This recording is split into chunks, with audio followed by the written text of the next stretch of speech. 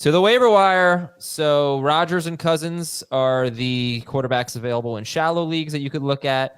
Derek Carr, Geno Smith, Deshaun Watson. Carr is the best this week, and he's the best long-term, right? Yes. No love for Darnold, man. He's fourth.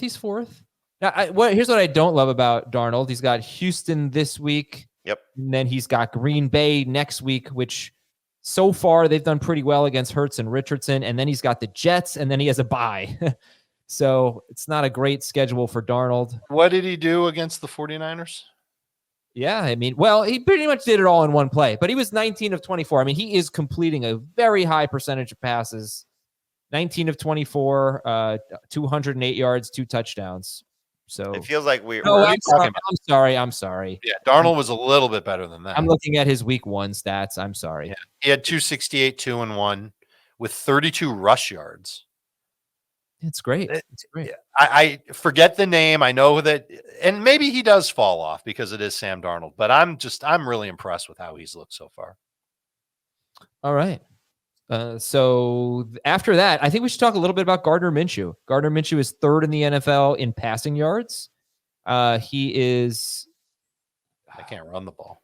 He's completing 77.5% of his passes, which leads the NFL. That's a lot of short passes, 3rd lowest air yards per pass them. They can't run the ball. Can they run the ball against Carolina? Maybe, but if not, he could torch them. Where are you guys ranking Minshew this week?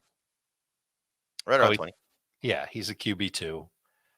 Not like a throwaway though. If you whiff on getting Carr, Geno, Darnold, Watson. Wow, if you whiff on getting all those guys, then yeah, I guess Minshew is where you go. Justin Fields playing well, has a chance to win the job. And hopefully you all saw the throw he made to George Pickens, which was called back on a penalty, but it was a couple of throw. Yeah. So he's 55% rostered. And then you've got, I guess we'll call him the Superflex crew. Like, let's talk about Superflex here. You got Dalton. You have Malik Willis, hopefully just for another week or two. Skylar Thompson. But then you have backup quarterbacks that we might be interested in. I know Dan's banging the drum for Jared Stidham. I still think Drew Lock gets a shot at some point. That would be the one I would stash. Yeah. Yep. Jameis, maybe. Maybe. Okay. Let's go to running backs here. Rico Dowdle. These are the shallow league guys. Dowdle, Trey Benson, Bucky Irving, Chuba Hubbard, 70% rostered. Jaleel McLaughlin. And I'll just throw Jonathan Brooks in there in case he happens to be available. Again, not a guy who's going to show up in the projections. Playing in a 6-team league. Well, look, I mean, he's 85% rostered, I think. Rico Dowdle's 82% rostered. Is there really a big difference there? Yeah, they're both not going to be available for most people. For most people, I know. All right. Oh, also Jaleel McLaughlin is, I don't know. Feels like more of a... I kind of view the Broncos offense as toxic right now. Yeah. Yeah, Britney Spears. Right? I don't know what that means. You don't know the song? I mean, I'm compared to Britney Spears often, and I get it, but... You don't know the song Toxic by Britney Spears? No. You're really showing your age, bud. Is there an oops in that song? No, you know that song, right, Jamie? Yeah. Yeah, come on. That's a huge hit. Jamie's a big-time Britney Spears fan. Dreadful song. All right, Carson Steele, Samaje Perine, and Kareem Hunt. You've heard 2 different versions of this. Jamie, I guess rank the 3 running backs if they sign Hunt today. How would you rank Steele, Perine, and Hunt? Steele, Perine, Hunt. And Dave would be? The exact opposite order. Hunt, Perine, Steele. And then we've got Cam Akers, and I guess we can throw Damian Pierce in there. I don't know. If they were both healthy, who would you prefer? It seems like they prefer Akers. Well, but he fumbled last week, and Akers was inactive. Like, they definitely gave the nod to Akers before the game last week. Yeah. And Akers did look, he looked good in the preseason. He didn't look like a guy coming back from a torn Achilles. So I think that they'll end up both playing. It could be 3 heads in that backfield between Akers, Pierce, and then Agumbawale on 3rd downs. Ty Chandler, Jamie likes. Alexander Mattison still available. He had the touchdown this past week. Someone told me he got the touchdown because he had a baby. Do we know if that's true? Should probably have looked into that, but it just popped into my head. Alexander Mattison. I'll start calling hospitals in Southern Nevada. Okay. Get right on that. All right. Well, Maybe the play-by-play guy knows. oh yeah. Antonio Gibson is available. Jalen Wright. Keep an eye on that with Mostert injured. And Jeff Wilson got injured too. I don't know his stat. Did we know Jeff Wilson's status? Wilson is dealing with an oblique injury, so based on Ken Walker, might miss a game. So Jalen Wright is at Seattle this week. Still Justice Hill out there. Not a great game script, I would think, against Carolina for... Wait, no, that's not who they're playing. Wrong team. Yeah, sorry. Who are they playing this week, the Ravens? They are playing Cowboys. Okay. Oh, good game script. Great game script. Great game script for Justice Hill. Braylon Allen, Ray Davis, Jamie already talked about those guys. Could be great for you if you need if someone gets hurt. Did you mention Deontay Foreman? No, I was about to do that. Let's talk about Deontay Foreman, who had 14 carries. His next 3 opponents are third worst, second worst, and 10th worst in yards per carry allowed to running back so far. That's the Giants, the Raiders, and Washington. So, yeah, what do you think about Foreman, 5% rostered? I really don't want to think about him, but if I'm in need of a running back who is going to play and maybe get 10 touches this week, he'll be on my ad drop list, but he'll be toward the bottom. All right, that's Deontay Foreman. Let's see if I had anybody else. Miles Sanders. You know what I'll say? I was pretty much not interested in Jamal Williams as a handcuff, but seeing the Saints offense, I think you got to throw Jamal Williams in there as a handcuff. Yes, if you have the roster space to carry him.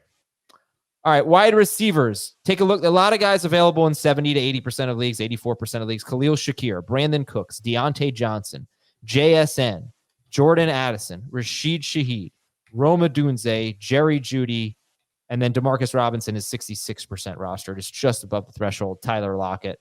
But the prizes there, Jamie, would be Shakir, Deontay, JSN, Shaheed? Yes. I'd put Shaheed toward the top. I would probably go Shaheed, JSN, Deontay, Shakir, Cooks. Okay. And then are you dropping Demarcus Robinson for the following players? Darnell Mooney. I would drop DeMarcus Robinson for Donovan, yes. I think I'd rather chance it with Robinson. Are you dropping Demarcus Robinson for Quentin Johnston? No. I think I'd rather chance it with Robinson, but that to me, that one's closer. Like, I'd rather have Johnston than Mooney. I'd rather have a potential number 1 receiver, even on a low volume team, than a number 2/3 on a higher volume team. All right, you got Jordan Whittington and Tyler Johnson. We kind of established that maybe based on what happened in the second half of last week's game, that Whittington replaced Tyler Johnson. No, I think Whittington replaced Cooper Kupp. If he played in the slot 70+% of his snaps, like you said, then that's definitely Kupp's role. Tyler Johnson was replacing Puka. Shorter routes, perimeter receiver. And I know this, that the Rams coaching staff likes Whittington's speed. So I think there's a chance for Whittington to matter this year. He's going to be, I really like Josh Downs a lot too. If it's half PPR or non-PPR, I'd put Whittington ahead of Downs. Okay. As far as speculating. But who's your favorite Rams receiver? It's Robinson, but he's already rostered in 2/3 on our site. It does make more sense to take a chance on Whittington than it does Tyler Johnson. Yeah, Tyler Johnson. Hey, he's got a role. He's going to, well, hold on. We saw Tutu Atwell also play. Yes. So maybe they go back to Atwell, and then we can make all the Tutu jokes again. Atwell Foley. Good movie, by the way, Axel Foley.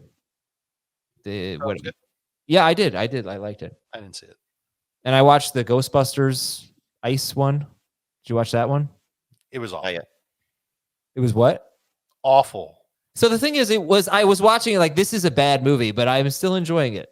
It made Ghostbusters 2 look like The Godfather. Oh, stop. I will not even hear Ghostbusters. And Ghostbusters 2 was also awful. No, it was great. Okay, Romeo Doubs, Dontavian Wicks, Josh Downs, more of a stash, Wan'Dale Robinson. What was I going to say about? Can we get a little love for Alec Pierce? Yeah. He's playing a lot, and I think he's going to still play a lot, even when Downs comes back. And the touchdown last week, fluky, garbage time, etc. But he's out there. He's playing for them. He's making more explosive plays than Pittman. Andre Yoshivas, 2 touchdowns against Kansas City, gets Washington, so it could be interesting if T. Higgins does not play. Correct.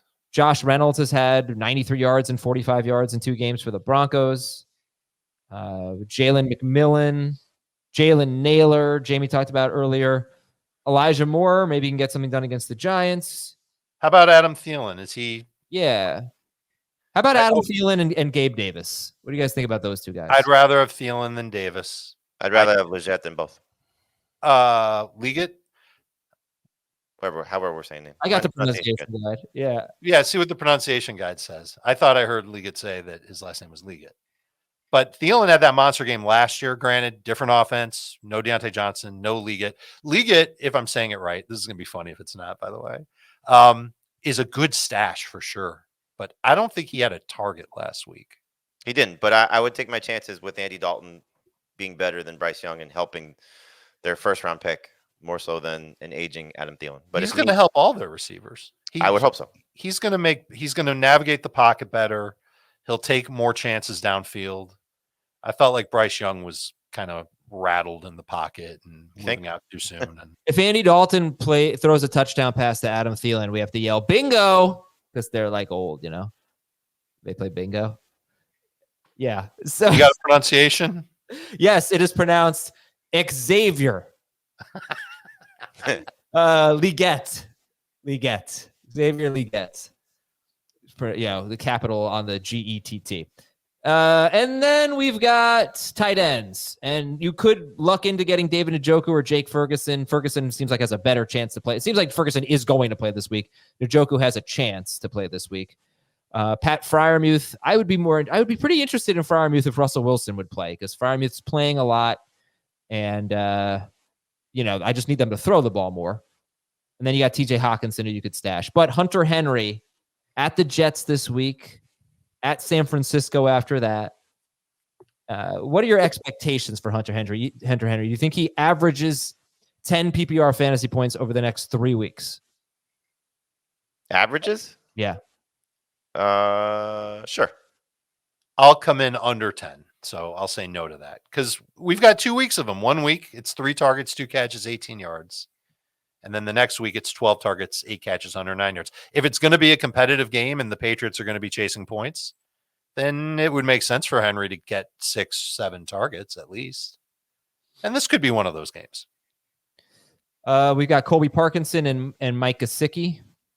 So Jamie has Parkinson ahead of Gesicki. Dave, do you agree with that? Yes, because Gesicki could be, I'm not even going to try and make another dumb joke about his last name. He could be useless once T. Higgins comes back. So if you say right now Higgins is out, I would take Gesicki over Henry and Parkinson for a 1 week replacement.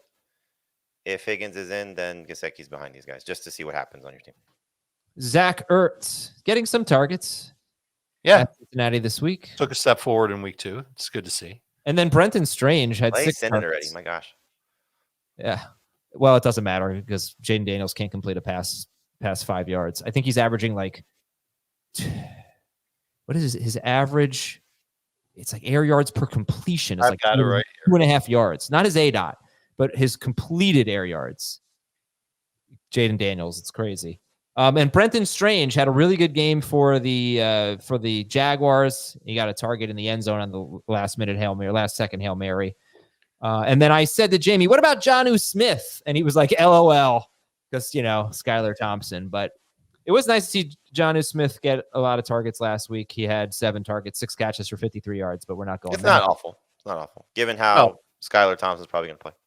But I also think that was a byproduct of going up against a Bills defense that was weak in the middle of the field, or at least the Dolphins thought was weak. Hill and Waddle at the end of the game. Yeah, but I thought Geno had some plays before that happened. I mean, Skylar Thompson's going to check down a lot. I think so too. And this is a change up to Achane on those short throws.